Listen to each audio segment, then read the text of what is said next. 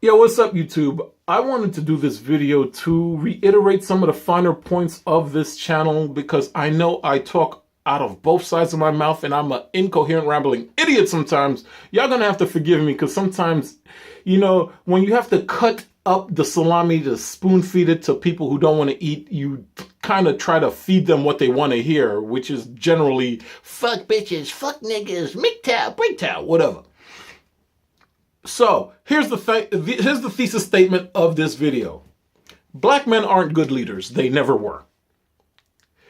This is not to say that there aren't good black men out there. This is not to say that the black diaspora, well, okay, this is to say the black diaspora is fucked up. This is to say what it means. Any black man that tells you that you have to fall in line to black male leadership is a fucking liar. And I'll tell you why. Because black men aren't good leaders.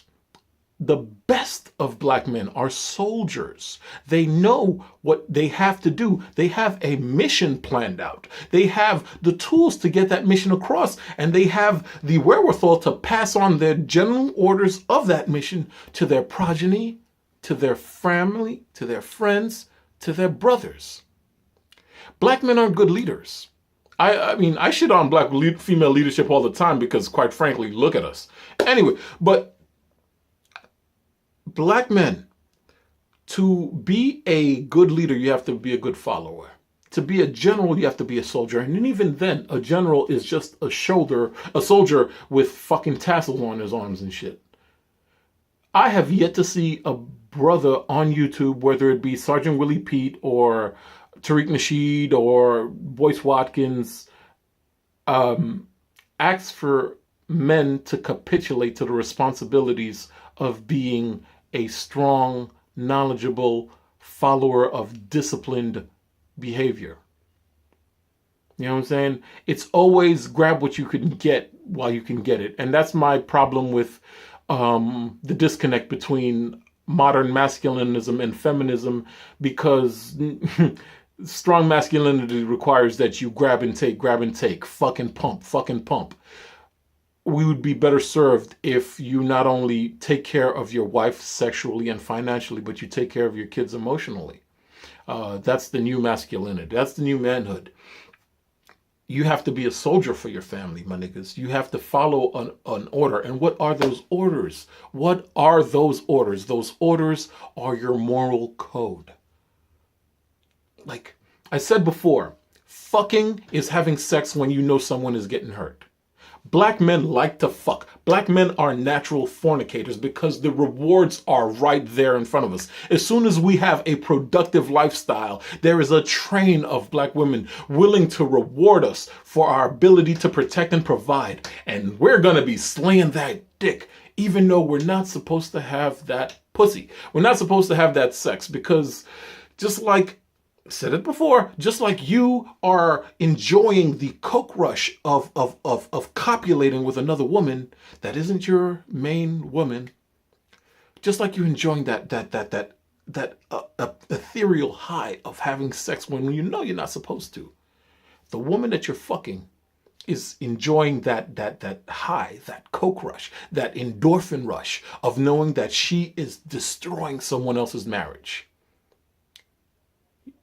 When it comes to infidelity, ladies, when it comes to infidelity, the bitch who breaks a statue is never going to be as important as the sculptor who built that statue. And that sculpture is a family. Now, black men have a weakness towards sculpture destroying bitches, hoes, thoughts, yada da da. I don't use that kind of language always. But maybe we should sit back and understand why we are so attracted to sexual intercourse in the first place. Maybe we should understand some of the greater aspects of modern masculinity through an open mind. And no one is talking about masculinity other than academic feminists, and they're talking about it in a negative light, which sends a natural backlash, which created the MRA, men's right advocacy movement, and everything that's involved into it, which created MGTOW. See, MGTOW is funny. It's not like pickup artists where men try to scheme on pussy, or or traditionalists where we expect women to come back into the kitchen and deal with our infidelities and our child molestations and all the fuckery we did. It's not like feminism, who just wants us to bow our heads and feel ashamed of who we are as men, because we're patriarchal oppressors. We're the ones in power, and we're the ones that's going around with this. Fuck all that shit. MGTOW is about an individual search for meaning of what your masculinity means to you, without the browbeating of college academia, without the masculine shaming of the pickup artist or the MRA community. You get what I'm saying? Basically, MGTOW is basically, it's you going dolo, you checking everything what you got yourself. It's introspection. It's searching for an identity. Okay, going back to the original concept of this video. Black men need to go MGTOW for a while so that they could understand what their masculinity means to them. Whether it is that you cannot beat your baby moms, you cannot beat the fact that you have to pay child support, you have to capitulate to your responsibilities of a man, you have to surrender to the duties that you have to protect and provide for your loved ones. Or you have to go solo. It's not sitting back and heckling women who date. Fuck you if you ever... Look, gentlemen, understand this. Feminism is like a meteor crashing into planet Earth. And when it did crash into planet Earth in about 1974, 1975, it created 2 new continents. The land of the weak man and the land of the strong woman. Now, the other 2 continents were already there. Strong men and weak women have always been there. That's since time immemorial. There's always been strong men and weak women. But feminism crashed onto Earth and landed on our continent and made a divide between strong men and weak women. Strong women could take care of themselves. They have their minds, they have their rational faculties, they have their academic leanings, they have their ability to protect and provide for themselves. Guns and dildos all around, fuck you, I don't care. However, it also made the latter, the land of the weak man. Gentlemen, if you've ever made a 2-hour video about Crystalline Karzan, please step onto the island of weak men. If you've ever made a video telling black women that how much you hate them and I'm glad please step onto the island of weak men. If you have nothing better to do than to heckle black women, go ahead. Step onto the island of weak men, because you don't belong in the island of strong men. The question now remains is, what do we do with weak men? What do we do with men who are falling beneath the cracks? What do we just let them kill themselves? Do we try to pull their heads out of their asses? Do we try to shove them down the marriage pipeline, even though the children might not be theirs or what have you? Don't know. What I do know is that the weak man and the strong man alike, we don't have a moral foundation to judge what is appropriate masculine identity. We don't have a objective third party to say, hey, you're a good man.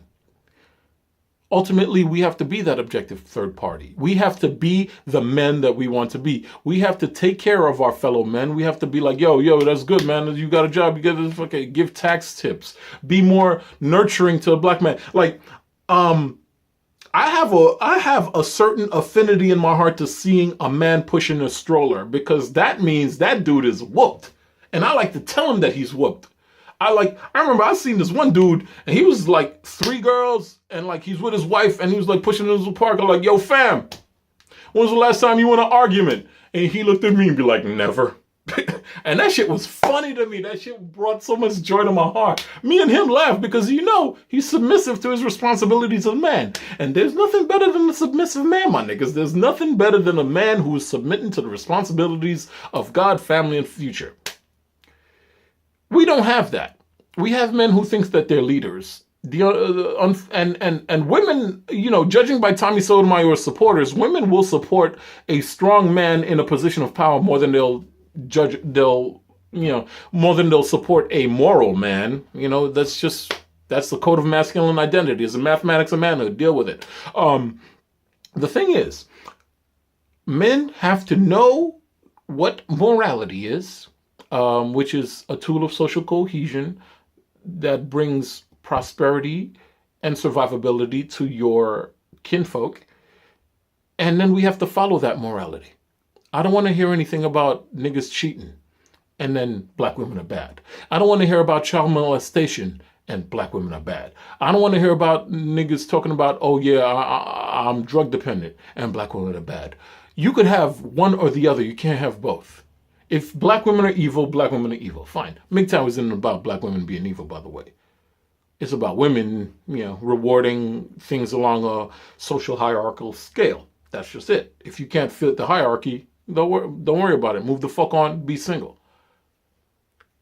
Black macking and I'm gonna criticize Sergeant Willie Pete. I hope they don't take this the wrong way. But Sergeant Willie P's desire to have God be destroyed and yet be replaced by the on point brother.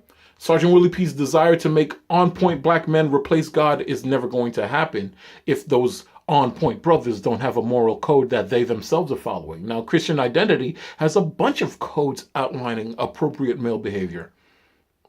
So, yeah, the next time you hear Sergeant Willie Pete shit on Christianity, just recognize all the shit that he's throwing along with it. Recognize the baby that he's throwing out with the bathwater. And yes, it's gummies and rainbows and Care Bears and all that good shit that we like to say. Am I babbling? Long story short, black men, you're not good leaders. You're excellent soldiers. You need to be more soldiers. You need to surrender to an ideal. Marriage is an ideal. You're not surrendering to the woman.